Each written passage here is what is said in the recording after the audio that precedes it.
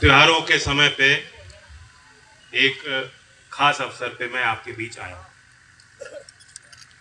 और बहुत अच्छा लगा। आप भी मुस्कुरा रहे हो, आपकी मुस्कुराहट देख के मुझे भी बहुत प्रसन्नता हुई, दिल में हुई।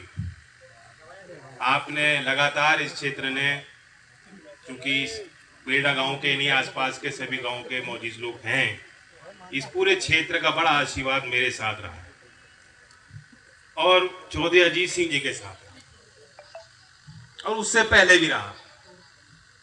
यहाँ के जो बुजुर्ग बैठे हैं, अगर आके मेरे पास मुझे आके कह दें कि बेटा हम तो तीसरी पीढ़ी के हैं, तो कोई अतिशोक्ति नहीं, पूरा अधिकार आपका मुझ पर।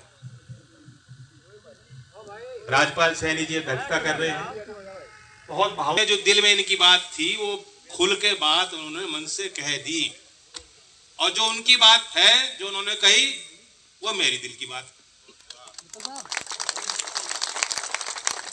हमारे एनडीए के सब नेता, सहयोगी दल के नेता, निषाद पार्टी के भी नेता हैं, बीजेपी के तो नेता हैं, और क्षेत्र के सब जिला पंचायत अध्यक्ष मौजूद हैं, हमारे सांसद युवा चंदन, जिनको आपने खूब आगे बढ़ाने का काम किया, वो भी यहाँ हैं।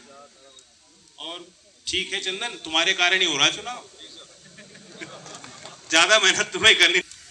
हर छोटी और बड़ी चीज आपको नजर भी रखनी पड़ेगी और आपके कदम भी वहां पहुंचने हो, ये जनता की अपेक्षा आपसे है।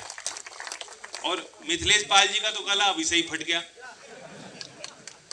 अब तो चुनाव भी आगे हो लिया, अब तो 20 तारीख हो ली, 20 तक चल जाएगा गला। दवाई ले, गर्म पानी के साथ गरारे करो।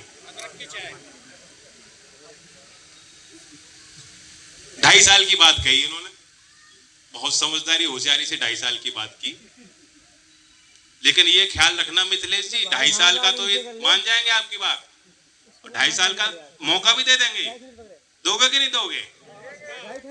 लेकिन काम पूरा 5 साल का कराएंगे। पुराना मीटर सब भूल जाओ, नया मीटर चालू करना है तो उसी हिसाब से काम करना पड़ेगा।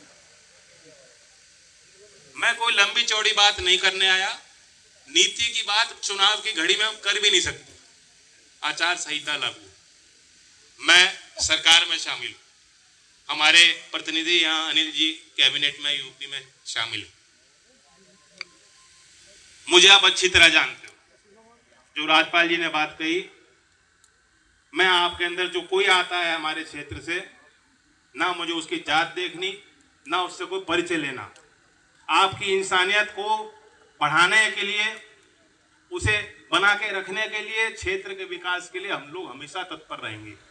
और इस क्षेत्र की सबसे बड़ी जो डिमांड थी, क्योंकि किसानों की जमीन है ये, और किसानों की मेहनत देश को आगे बढ़ा भी रही है, सबसे बड़ी डिमांड थी कि यहाँ मिल का विस्तार हो।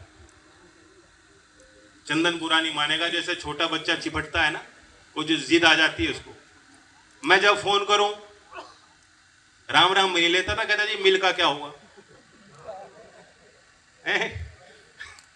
मौका ढूंढते बस वो ये एक ही जो है जुबान पे थी बात। और तब आप विधायक थे, और इसे त्योहार पे हम लोग आए थे, धनतेरस पे।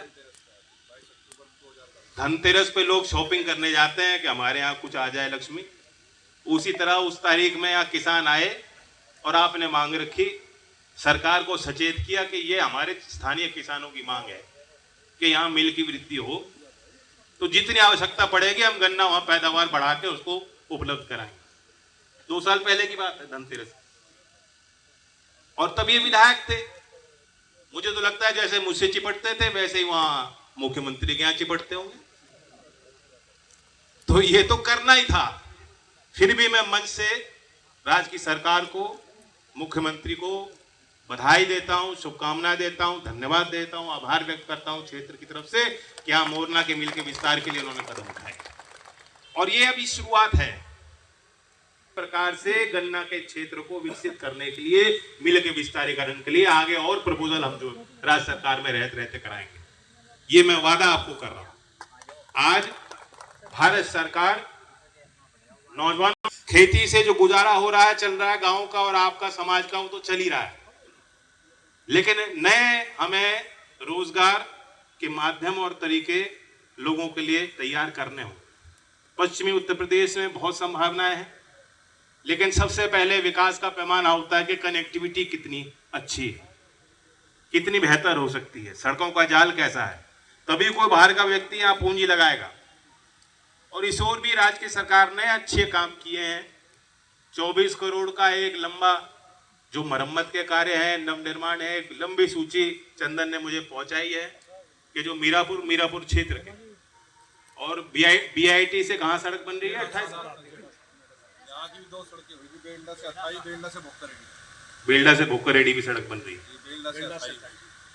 तो सड़कों का जाल भी बेहतर हो और काम नौजवानों के लिए जिस तरह से केंद्र सरकार कर रही है, हमारे बुजुर्ग बैठे हैं वो बता सकते हैं, इससे पहले इतने आपने बार केंद्र बजट को पेश होते देखा हो, क्योंकि देश की नजर रहती है कि देश के वित्त मंत्री क्या संदेश देना चाहते, किस वर्ग के उत्थान की बात सरकार की नीतियों में दिखाई देता है कि कोई विशेष काम होने जा रहा है।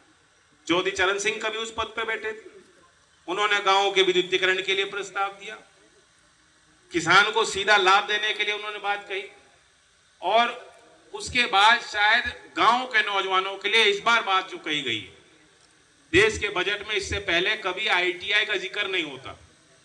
मैं 5 साल लोकसभा में सांसद रहा मथुरा क्षेत्र से, अब मैं खुल के कह सकता हूं, मैं भी कभी आईटीआई देखने नहीं गया, ना किसी सरकारी मीटिंग में। अब तो दिशा की मीटिंग होती है, उस समय निगरानी सतर्कता समिति होती थी और सभी सांसद वो बैठक लेते हैं, सारे विभाग होते हैं, लाइन हाजिर होते हैं, डीएम होते हैं, सारे जनप्रतिनिधि उस बैठक में होते हैं।